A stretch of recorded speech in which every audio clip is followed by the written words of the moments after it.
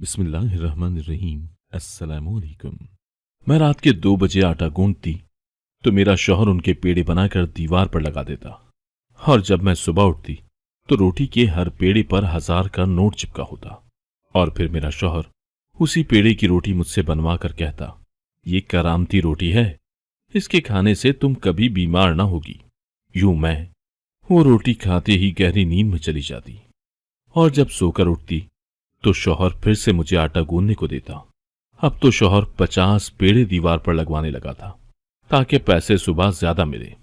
मुझे बहुत दुख होता था कि सारी रात मुझसे मेहनत करवाता है शौहर, और मुझे एक पैसा भी नहीं देता। यूं एक दिन शौहर से नाराज होकर रोटी ना खाई तो शौहर की हालत खराब हो गई। मुझे शक हुआ, झूठ मूठ के 2 निवाले लेकर सो गई। थोड़ी देर बाद जो ही आंख खुली तो जान निकल गई, क्योंकि शौहर बीच जमीन पर बैठे थे और उनके इर्द गिर्द एक अजीब सा मंजर था जिसे देखकर मेरे कदमों तले जमीन सरक गई। इससे पहले कि कोई मुझे देखता, मैंने अपना रुख फेर लिया। मेरा दिल जोर जोर से धड़क रहा था। ऐसा लग रहा था कि अभी बाहर निकल आएगा। मुझे कतई समझ नहीं आ रहा था कि ये सब हो क्या रहा है। ऐसा मैंने झट से दरवाजा बंद किया और आकर बिस्तर पर बैठ गई। अजीब सी आवाज सुनाई दी। मैं जल्दी से बिस्तर पर लेटी और खुद पर चादर तान ली।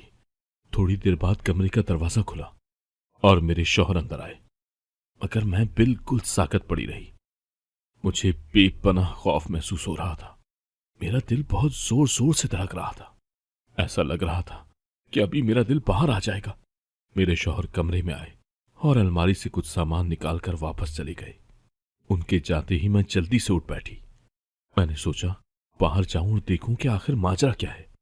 बहुत हिम्मत करके मैंने बाहर की जानिब कदम बढ़ाए और दरवाजा खोलकर बाहर झांका तो हैरत से मेरी आंखें खुली की खुली रह गईं, क्योंकि कुछ देर पहले जो मंजर मैंने देखा था उसके मुताबिक तो यहां कुछ भी नहीं था, बल्कि वहां दीवार पर लगे पेड़ों पर पैसे लगे हुए थे। मैं लम्हे को सोच में पड़ गई कि क्या वाकई मेरे रोटियां बनाने से पैसा आता है, और क्या वाकई ये करामाती रोटियां हैं। पैसा देखकर रात का वाकया मेरे जहन से फौरन निकल गया। मैंने सोचा हो सकता है शायद कोई वजह नहीं हो वो सब करने की। ऐसा सोचना था कि मेरी सारी परेशानी एकदम खत्म हो गई, और मैंने सोच लिया अब ज्यादा रोटियां बनाऊंगी ताकि ज्यादा से ज्यादा पैसे हमें मिल सकें। मैं बाहर आई तो मेरे शौहर ने मुस्कुराकर मुझे देखा, तो मैं भी उन्हें देखकर मुस्कुरा दी।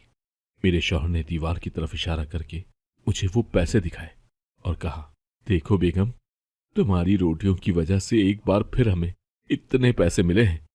अब से तुम और ज्यादा रोटियां बनाना। उनकी बात सुनकर मैं लम्हे को सोच में जरूर पड़ी, मगर फिर पैसों पर नजर पड़ते ही अपनी सारी सोचें झटक कर मैं खुलकर मुस्कुरा दी और अपने शौहर को कहा, हाँ हाँ क्यों नहीं, अब के मैं बहुत ज्यादा रोटियां बनाऊंगी ताकि हमारे घर ज्यादा पैसा आए और हम बहुत अमीर हो जाएं।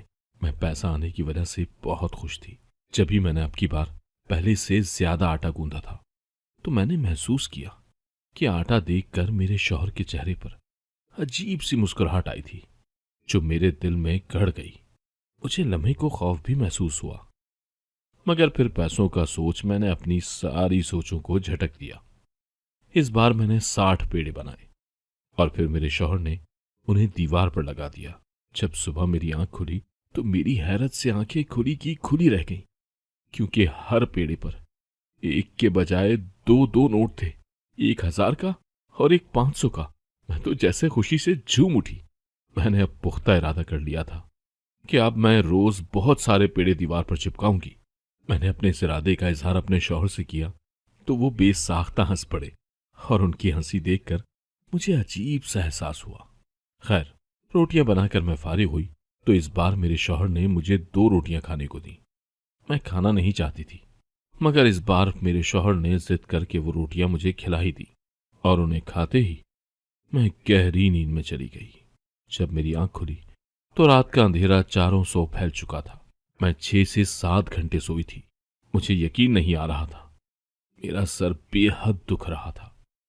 मैं उठकर बाहर आई तो सामने का मंजर देखकर मुझे हैरत का शदीद झटका लगा था। मैंने आंखें मसलकर उस मंजर को देखा, दोबारा देखा तो मुझ पर हैरतों के पहाड़ टूटे थे, क्योंकि आज तक जो नहीं हुआ था वो अब हो गया था। मेरे शौहर ने सर उठाकर मुझे देखा तो बेइख्तियार मुस्कुरा उठे, मगर मुझसे मुस्कुराया भी नहीं जा सका, बल्कि आज के वाक़े ने मुझे अंदर से झंझोड़ दिया था। क्या ऐसा क्या था जो मेरा शौहर ये सब करने पर मजबूर हो गए थे? मेरे शौहर के पुकारने पर मैं अपने आप को संभालती किचन में आ गई और चाय का पानी चढ़ाया, मगर मेरी सोचों का महवर बाहर का मंजर ही था, क्योंकि आज से पहले ऐसा कभी नहीं हुआ था जो आज हुआ था। चाय बनाकर मैंने अपने शौहर के सामने रखी और खुद जल्दी से पेड़े बनाने लगी, मगर मेरा सारा ध्यान भटका हुआ था। अब मुझे कहीं न कहीं कुछ अजीब लग रहा था। खैर, पेड़े बनाकर मैंने अपने शौहर को दिए तो उन्होंने उसे दीवार पर एक एक करके लगाया और मुझे सोने का बोलकर खुद बाहर चले गए। उनके जाते ही मैंने सामने मौजूद उस बड़े से बर्तन को देखा और फिर उस जगह को जहां कुछ देर पहले मेरे शौहर बैठे थे। अब वो जगह और बर्तन दोनों खाली थे। मुझे समझ नहीं आ रहा था कि ये सब क्या हो रहा है। नींद एक बार फिर से मुझ पर हावी होने लगी थी। इतना सोने के बाद दोबारा नींद। मेरा दिल एकदम से परेशान हुआ था कि आखिर ये सब क्या हो रहा है। खैर, मैं अपने कमरे में जाकर सो गई और जब सुबह मेरी आंख खुली तो मेरे शौहर गहरी नींद में थे। एक नजर उन पर डालकर मैं आहिस्ता से उठकर कमरे से बाहर आई तो सामने के मंजर ने मुझे हिला कर रख दिया। मेरी आंखें हैरत से फैल गईं। मेरा दिल किया कि अभी जाकर शोर मचाऊं और पूरी दुनिया को इकट्ठा कर लूं, ताकि दुनिया वाले भी ये मंजर अपनी आंखों से देखें। मगर मैंने बहुत मुश्किल से अपनी आवाज को दबाया और दबे कदमों चलती उस दीवार पर आई जो एक बार फिर नोटों से भरी हुई थी। मैंने कभी अपनी जिंदगी में इतना पैसा नहीं देखा था जितना आजकल देखने लगी थी। हर रोज पेड़ों की तादाद में इजाफा होता तो सुबह पैसों की तादाद बढ़ी होती। मगर अफसोस, ये पैसा मुझे सिर्फ देखना ही नसीब होता था। मुझे उन पैसों में से 1 रुपया भी नहीं मिलता था और अब ये बात मुझे खटकने लगी थी। मेहनत सारी मैं करूं और पैसा सारा मेरे शौहर रखें और ऐश करें। मैंने तो ये सोचा था कि जितने ज्यादा पेड़े बनाऊंगी उतना ही ज्यादा पैसा आएगा तो मुझे भी मेरे शौहर हिस्सा देने लगेंगे। मगर यहां तो मैं अब भी वही कंगाल थी, शौहर के दिए खर्चे के पैसों में गुजारा करने वाली। अगले दिन मेरे शौहर ने मुझे फिर पेड़े बनाने का कहा तो मैंने चुपचाप उनका काम कर दिया और आकर सो गई, क्योंकि मेरा सर दर्द से फट रहा था और ये तब से हो रहा था जब से पैसे आना शुरू हुए थे। हस्बे मामूल मेरी आंख खुली तो पेड़ों पर पैसे मौजूद थे और मेरे शौहर उन्हें जमा कर रहे थे। मुझे उन पर बेतहाशा गुस्सा आ रहा था और मैंने सोच लिया था कि अब चाहे कुछ भी हो जाए मैं रोटी नहीं खाऊंगी। इसीलिए जब मेरे शौहर ने रोटी मेरे सामने रखी तो मैंने उनके सामने चंद नवाले लिए, मगर उनके जाते ही मैंने वो सब निवाले निकाल कर एक तरफ रख दिए, क्योंकि मैं तजस्सुस के हाथों मजबूर हो गई थी। मैं खामोशी से निकलकर बाहर दरवाजे तक आई और बाहर की जानिब देखा तो मुझे 440 वोल्ट का झटका लगा था। ऐसा भला कैसे हो सकता था? मुझे अपनी आंखों पर यकीन नहीं आ रहा था। ये कैसे हो सकता था? जिस बात को मैंने गैर अहम समझकर नजरअंदाज किया था वो सच लगने लगी थी। मगर दिमाग घूम गया। मेरा दिल किया कि अभी बाहर जाऊं और एक तमाशा लगाऊं, मगर कुछ सोचकर खामोश रही और फिर खुद पर जब्त करते अपनी जगह पर आकर लेट गई, क्योंकि मुझे अब जो करना था सोच समझ कर करना था। नींद मेरी आंखों से कोसों दूर थी, मगर कदमों की आहट पर मैं सोती बन गई ताकि मेरे शौहर को मुझ पर किसी किस्म का शक ना हो सके। वरना मेरा दिल कर रहा था कि मैं धाड़े मार मार कर रोऊं, अपने शौहर से सवाल जवाब करूं। यूं ही लेटे लेटे कब नींद की वादी में उतर गई मुझे एहसास ही नहीं हुआ। क्यों ना मैं ये सारे पैसे ले लूं, इतने सारे। फिर जब मेरी आंख खुली तो रात हो चुकी थी। मेरे जहन के पर्दे पर वही मंजर लहराया तो दिल किया कि मैं खूब रोऊं। मैंने सोचा इतने ज्यादा पैसे हैं, 1 या 2 हजार कम होने से कोई फर्क नहीं पड़ेगा, मैं चंद पैसे गायब कर दूं। दूसरा ख्याल जो मेरे दिल में आया वो ये था कि मैं सबको बताऊं कि मेरा शौहर मुझसे ऐसा काम करवाता है और सुबह उठकर वहां पैसा ही पैसा होता है। इससे पहले कि मैं बाहर की जानिब कदम बढ़ाती मुझे दरवाजा खुलने की आवाज आई थी और थोड़ी ही देर बाद मुझे आंगन में मेरे शौहर नजर आए, जिनके हाथों में आटे की बोरी थी। मुझे उन पर बेतहाशा गुस्सा आया, क्योंकि जो कुछ मैं देख चुकी थी उसके बाद मेरा कोई इरादा नहीं था रोटियां बनाने का। इसीलिए मैंने सोच लिया था कि अब चाहे कुछ भी हो जाए, मैं ये काम नहीं करूंगी, क्योंकि सारा पैसा तो मेरे शौहर का था। मैं भला क्यों इतनी मेहनत करूं।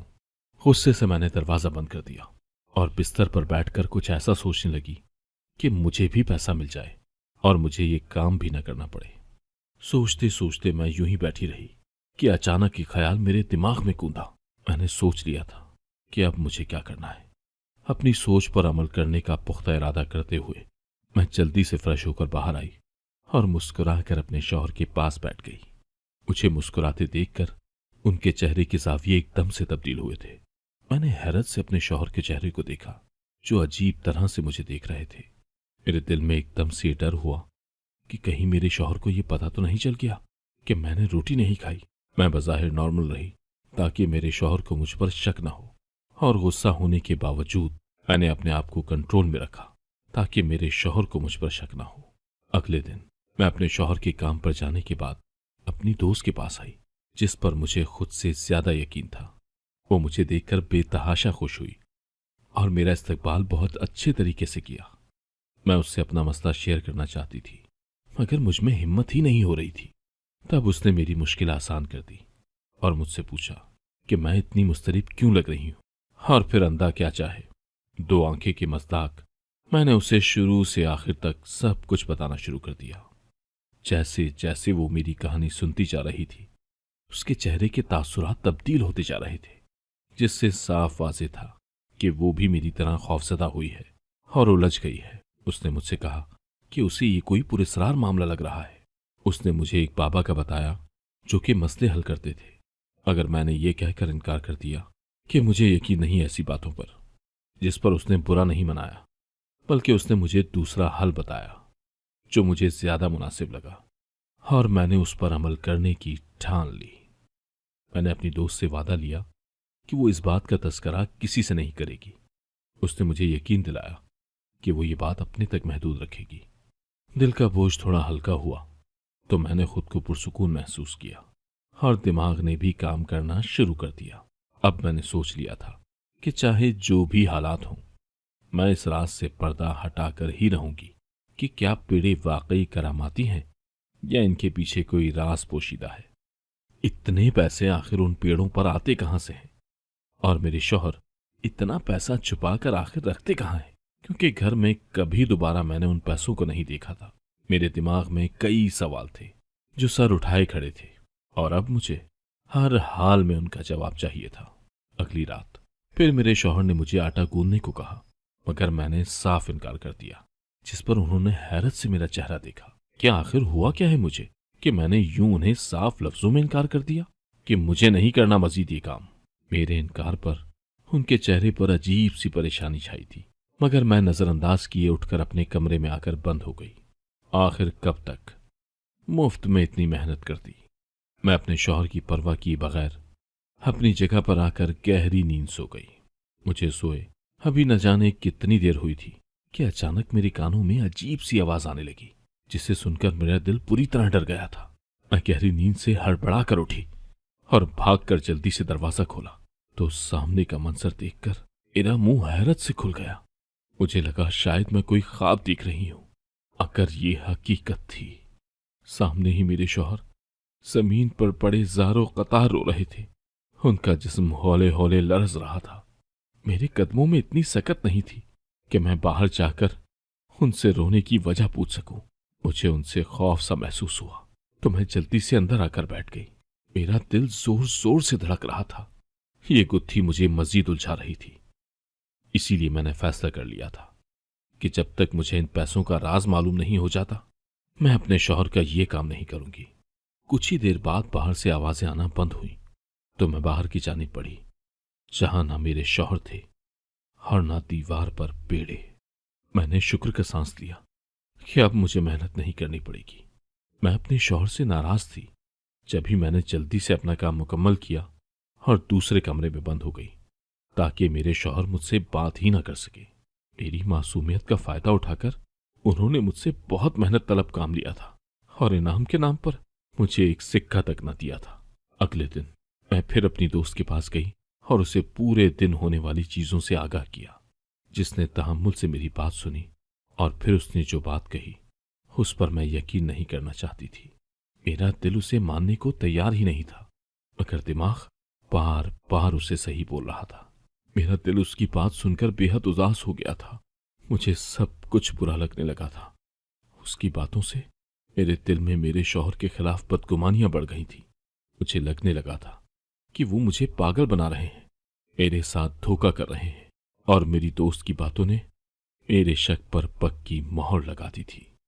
मैंने अपना रवैया अपने शौहर से तब्दील कर लिया और अब मैं उनसे बात ही नहीं कर रही थी, ना ही उनका कोई काम कर रही थी।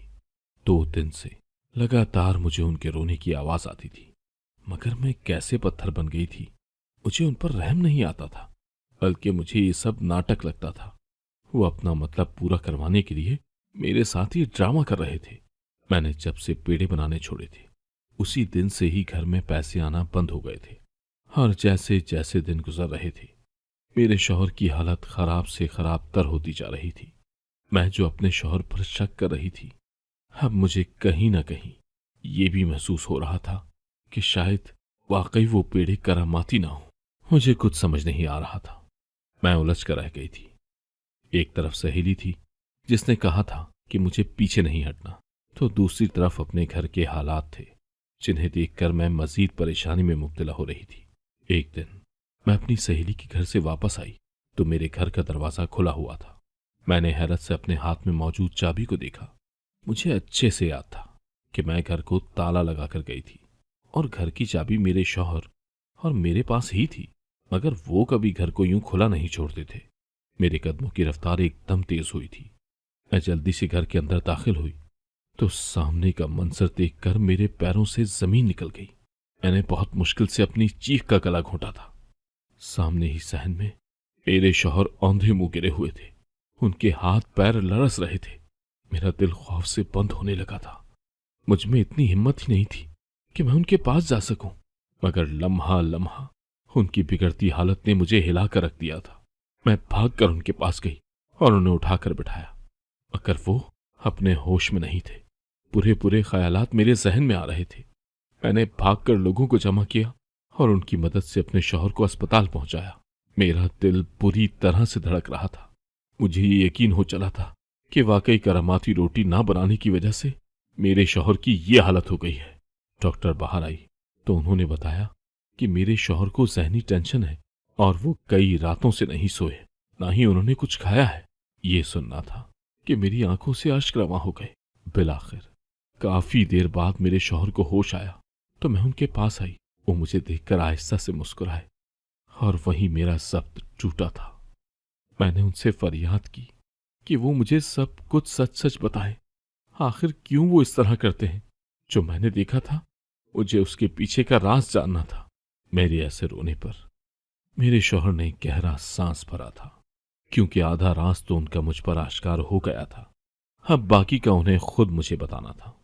उन्होंने बताने से इनकार किया तो मैं मजीद भी भर गई। मैंने उनकी मिन्नत की कि ये राज मुझ तक ही रहेगा।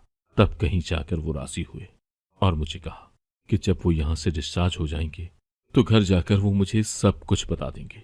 मैंने उनकी बात पर यकीन किया और बेसब्री से उनके डिस्चार्ज होने का इंतजार करने लगी।